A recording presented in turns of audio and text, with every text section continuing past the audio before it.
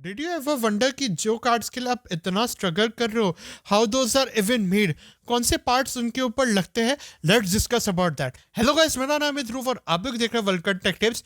मेरे चैनल में बात की जाती है पीसी और पीसी रिलेटेड कंटेंट के बारे में। तो अगर आपको इंटरेस्ट है इन्हीं सब चीज़ों में, डेफिनेटली करो चैनल को subscribe and without fail do join my Discord server, link in the description.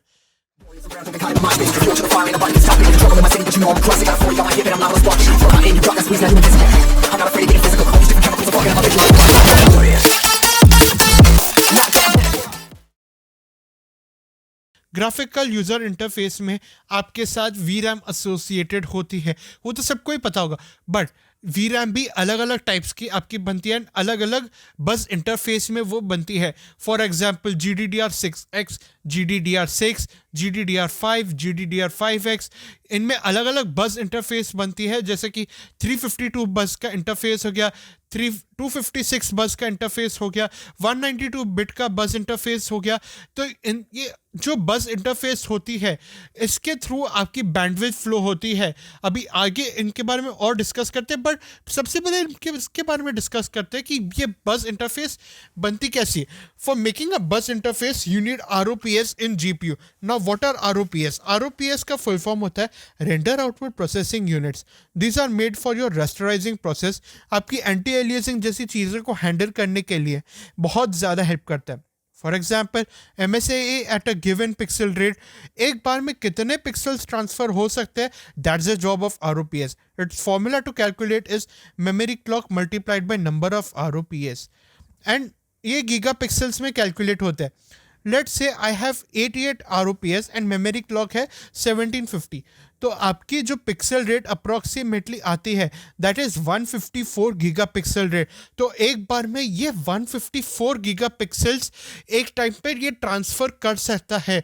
And ये आपकी नॉर्मल रास्टराइजेशन परफॉर्मेंस को हैंडल करने के लिए you need single precision operation, pointing operation, that is FP32। ये बिट्स में कन्वर्ट करें तो दैट्स 4 बाइट्स।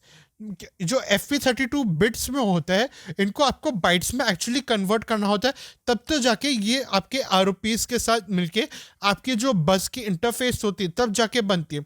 ये जो ROPs ऑपरेशन होते हैं that are loaded into the frame buffer, that is video RAM, video random access memory.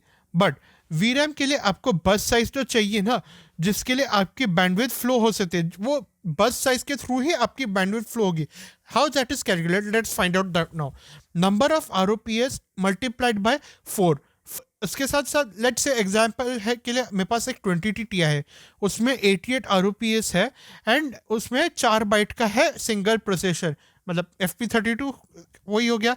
तो it turns out to be having 352 bit का इंटरफेस है। तो ये आपके यहाँ पे बिट इंटरफेस बन गया, बट उस बिट इंटरफेस में से कितनी बैंडविड्थ फ्लो होगी, let's talk about that now.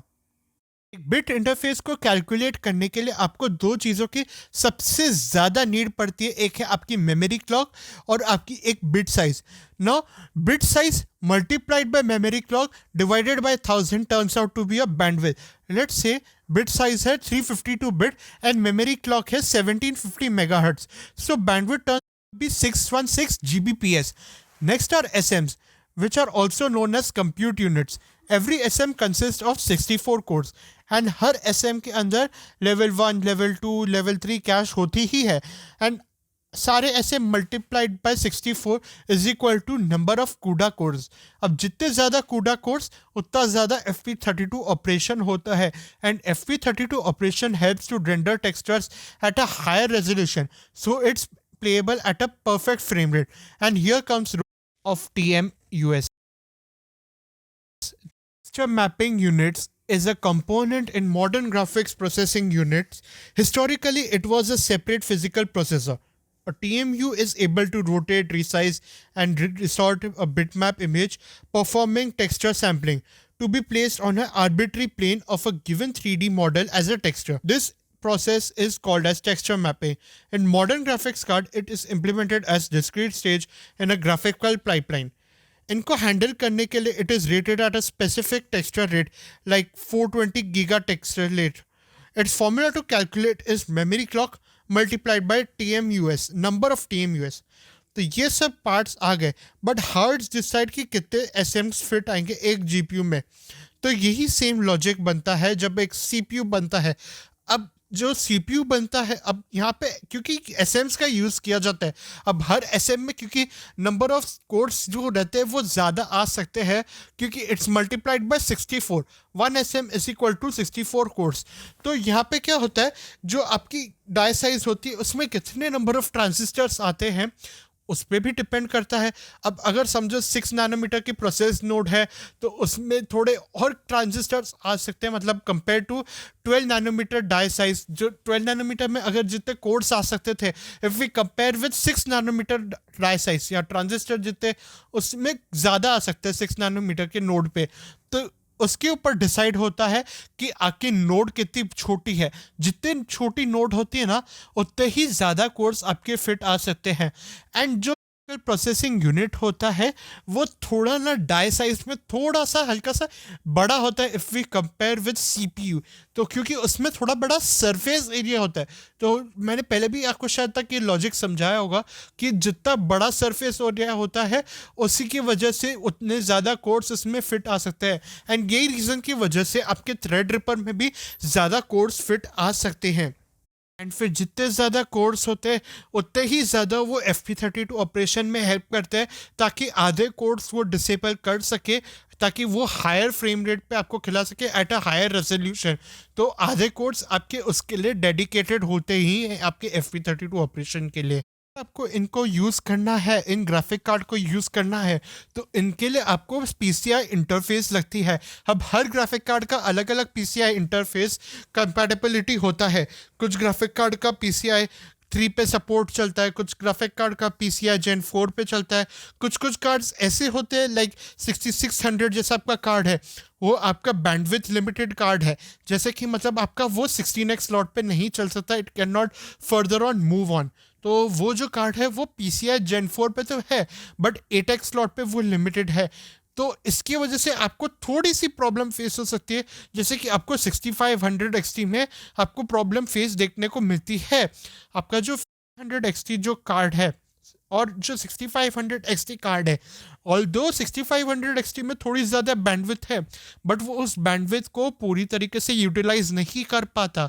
And उसी की वजह से, क्योंकि ये 4x स्लॉट पे लिमिटेड है एंड अपग्रेड करना चाहते हैं, वो आपको इतना ड्रास्टिक इम्प्रूवमेंट नहीं प्रोवाइड करता।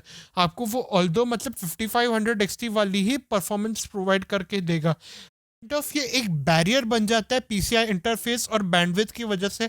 हालांकि मतलब ऐसे बोल सकते हो कि बैंडविड्थ तो इतनी है, बट वो उतनी पूरी यूटिलाइज नहीं कर पा रहा PCI लेन की वजह से। वो जो PCI लेन की वजह से, रेस्ट्रिक्शन की वजह से वो अपनी पूरी बैंडविड्थ यूटिलाइज नहीं कर पाएगा, तो आपको अल्टीमेटली परफॉर्मेंस में लॉस देखने को मिलेगा।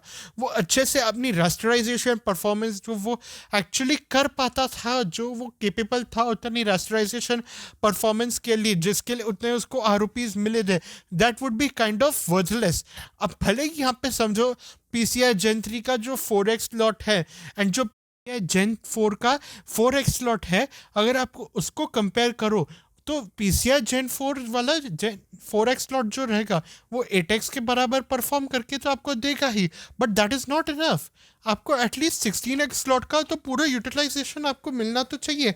फिर भले ही एटलीस्ट मतलब अगर उसमें, अगर आप Gen 3 में भी अगर आप देखो तो वो एटलीस्ट 16x स्लॉट पे चल सकता था, बट वहाँ पे भी AMD ने एक बैरियर लगा के रखा हुआ है कि अगर कोई बंदा PCI Gen 3 का मदरबोर्ड यूज़ कर रहा है तो उसमें भी आपको 4x स्लॉट पे ही आप लिमिटेड रहोगे, उसमें वो आप 16x स्लॉट पे नहीं लगा सकते।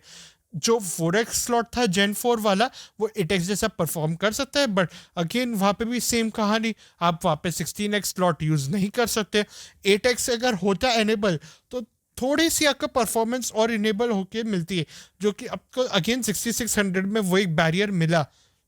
एंड ऑफ द स्टोरी ये बात है कि PCI लेन की सबसे बड़ी रिस्पॉन्सिबिलिटी बनती है कि जो भी डेटा कैरी आउट करना है वो PCI लेन के थ्रू ही ट्रैवल आउट होएगा। वो मतलब रास्टराइजेशन परफॉर्मेंस जैसा का कार्ड परफॉर्म करना चाहिए, वो उसके ऊपर सारा डिपेंडेंट है। इसीलिए PCI lanes are the most important part in a graphic card. उसी के थ्रू आपका सारा परफॉर्मेंस वगैरह, आपको रेस्टराइजेशन वगैरह, आपके सारे काम उसी के थ्रू ही होंगे अगर आप PCI लेन के थ्रू कनेक्ट करते हो। तो काम करने के लिए आपको पावर कंजम्पशन की तो ज़रूरत पड़ेगी ही, तो इनके लिए आपको एक्सटर्नल 6 पिन पावर कनेक्टर लगाना पड़ता है, जो कि आके पावर सप्लाई से निकल के वो आपको ग्राफिक कार्ड पे कनेक्ट करनी होती है। अब वो 6 पिन पावर कनेक्टर हो सकता है, 8 पिन पावर कनेक्टर हो सकता है, 12 पिन पावर कनेक्टर हो सकता है, अलग अलग ग्राफिक कार्ड के ऊपर डिपेंडेंट होता है आप कौन सा AIB मॉडल लेते हो। कुछ तो ऐसे मॉडल्स आते हैं जैसे गेमिंग एक्स हो गया, जैसे आपका MSI का हो गया, उनमें आपको 3 8 पिन पावर कनेक्टर लगती है। कुछ ग्राफिक कार्ड इतने ज़्यादा पावर हंग्री होते हैं। अब ये ग्राफिक कार्ड पावर हंग्री क्यों होते हैं? अब ये ग्राफिक कार्ड पावर हंग्री इसलिए होते हैं ताकि आपको एडिक्वेट परफॉर्मेंस आपको प्रोवाइड करवा के दे दे, अब ताकि वो स्पेसिफिक आपको बूस्ट लॉक्स अचीव करके दे पाए। अब जो बूस्ट लॉक्स होते हैं वो वोल्टेजेस के ऊपर चलते हैं, एंड अच्छे से वो कार्ड बूस्ट हो पाए इसके लिए आपकी एडिक्वेट पावर सप्लाई होनी चाहिए। तो इसी के साथ साथ मैं वीडियो को एंड करना चाहूँगा। अगर आपको वीडियो पसंद आई तो लाइक कीजिए, शेयर कीजिए और सब्सक्राइब कीजिए। As always next video. Thank you guys and bye.